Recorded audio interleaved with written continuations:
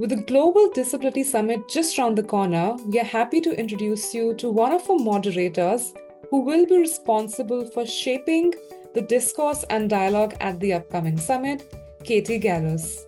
Let's get to know more about Katie and hear her insights for the summit. Thank you for joining us today, Katie. Thank you. Yeah, my name is Katie Gallus. I am based, or rather, my washing machine is based in Berlin because I am where the job is. So I'm an international moderator, journalist, or author, but from my background, I'm a natural scientist, and that's where I'm coming in. I'm a big fan of conversations as a moderator. Of course, this is my job. So really designing conversations with a purpose, being a bridge builder, that's my passion, which is endless. Because you've worked in so many different countries and environments, from cocoa plantations in Cameroon to global policy discussions at the UN, what are some of the regional differences that you've noticed when it comes to how disability inclusion is perceived? And how do you think the GDS can address these regional challenges and also opportunities more effectively? That's a very interesting question, Janitha. Thank you again for underlining, because disability inclusion, it's not a one size fits all concept, right? There is not the single solution for disability inclusion. Let's zoom in. Maybe in parts of Europe, we have a very strong legal framework, but then there is the lack of implementation. Whereas in many low-income countries, there's still the lack of basic accessibility. There are still challenges when it comes, for example, to education, or just simple things when it comes to infrastructure. So when we talk about innovation and the regional innovation, it often comes from what I learned and from what I experienced from very unexpected places. And my work brings me to a lot of countries in Africa. For example, I've been to a lot of places in Ethiopia, in Kenya, South Africa, to different places.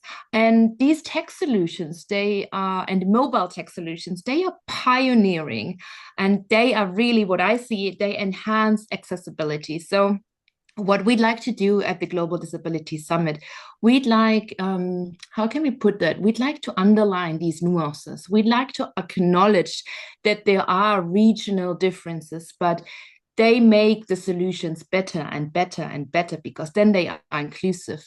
And what I see as the GDS is bringing forward, it's really this global bridge. You have a beautiful map in your background, and I'm a big, you see globes behind me. I'm a globe collector as a geographer.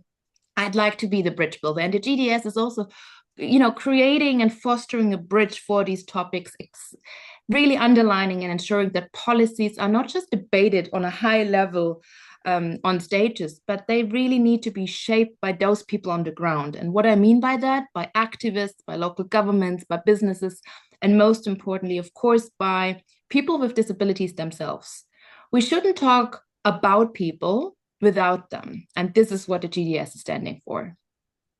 Absolutely. You're right. It's not a one-size-fits-all approach, and that's why the GDS focuses a lot on consultations, online and offline consultations with the OPDs through regional summits, through webinars, to make sure that we're not just factoring geographical diversity, but also demographic diversity, and including all of these different groups in the larger GDS mechanism.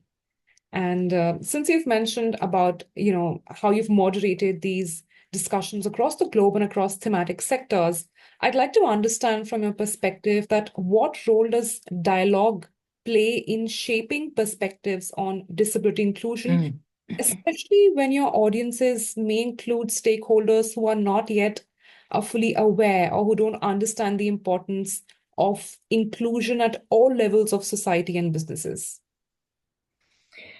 Well, what I see as a designer for conversations and for dialogues, they are the catalyst for change. Because without talking with each other, we need to understand where people are coming from to find the right solutions, and then to shape together and to design together these solutions. You can't mandate a mindset shift without talking about with each other, right? It's how can we put that? We need to create a space to come together. And in that space, we design together. So it's an untapped opportunity what we are still lacking, because we don't focus enough in conversations to talk and discuss about disability, which is intersectional, so it brings in different forms. When we talk about disability, we are talking about infrastructure, about gender, about poverty, about education, employment. So it's so much more in that one topic. And for that, we need to hold the space. And I've just brought a number. Companies with strong disability inclusion, with strong disability inclusion policies, they have a 30% higher profit margin. So it's not just something that is charitable or that is about charity, right? To bring in these topics. No, it's really a business case. And we as leaders and as responsible leaders, we should include all people in our conversations, and not just a certain group. Everybody says, oh, let's walk the talk and let's break the silos. Yeah, then let's do it. Now it's the time. Absolutely. You've really mentioned all of it correctly. And in your experience, why do you think creating these open and inclusive conversations around disability becomes so critical, especially in global forums like the GDS? Mm. Silence maintains always the status quo. And we have to stand up and speak up for the people who are not in the room, right? And the Global Disability Summit, they bring together a lot of different people who are normally not in these rooms, in these boardrooms, in these decision rooms. So this is why I would say this is the main important thing of the Global Disability Summit, to really bring in at this critical point of the times we are living in, a conference, a platform for real voices, and also to put a spotlight on the change makers and the heroes on the local ground, to really to acknowledge also their work, because they live through a lot of struggles, right? And as I said, it's also about intersectionality. It's not just one size fits it all. We need to bring in solutions from different topics to then really create a just world. So, what are the key takeaways that you expect the participants of the GDS 2025 to walk away with? And how can they use these to drive meaningful change within their own individual spheres of influence? Well, I hope that we talk a lot, but talking is one thing, doing is the other thing. So I hope that from all the conversations, we really see a flow of commitments.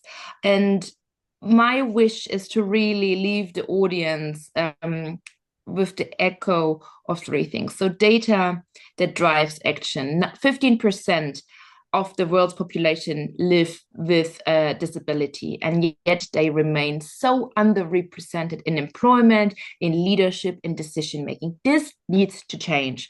And I think, as I mentioned before, we can all stand up and speak up for this change. So this is number one. That would be my wish. And then, of course, what I mentioned already, let's not just talk about it. Yes, talk is nice and we need to talk more, but we also need to let it flow and follow up with commitments, whether it's coming from a business side, from individual decisions, from hiring practices, from policy making pledges, you name it. The solution and the catalog of solutions is endless. But we shouldn't be lazy on that, because it takes time and it takes a lot of muscle power, but we need to stand up together for that. And then thirdly, and lastly, a mindset shift, right?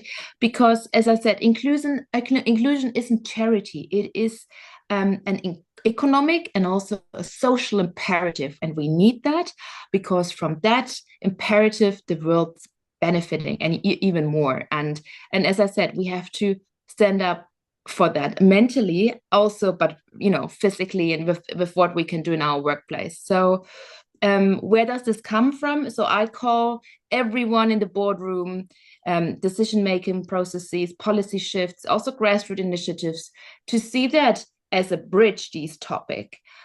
We need to, to underline from all our perspectives into that regard. And this is what I would love to see, not just conversations, but really commitments.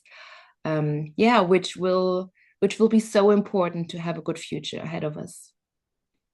Thank you, Katie. And with that answer, you've really summed up our focus areas for the GDS 2025, which is nothing about us without us, which is capacity building of OPDs, of persons with disabilities, pushing them for leadership positions, and seeing disability as moving from a thing of charity or an act of charity to not just a social imperative, but a fundamental human right. Yeah. You know what I love? Sorry to interrupt, because so often I ask in my last questions when I do panel debates, in my last question, I always ask my audiences, okay, who's missing? Who's missing on the stage? Who do we need to invite next time? Who is missing and who do we have to speak up for? Because this person or this group of person, they are not in the room. And this is what I mean. We need to create that mind shift more than ever before. Right. And I think everyone watching this interview can already get an idea of what the conversations would be like at the stage in Berlin from 2nd to 3rd of April 2025. So thank you so much for your time, Katie. And we're really excited for all of us who are watching here today. Stay tuned for more such conversations with the change makers of the GDS. And you'll get to hear Katie live in Berlin if you're attending. If not, it's free to join online. So we hope that you can all tune in, because with over 1 billion reasons to commit to change, we hope to see you at the GDS. Thank you so much. Thank you. See you soon.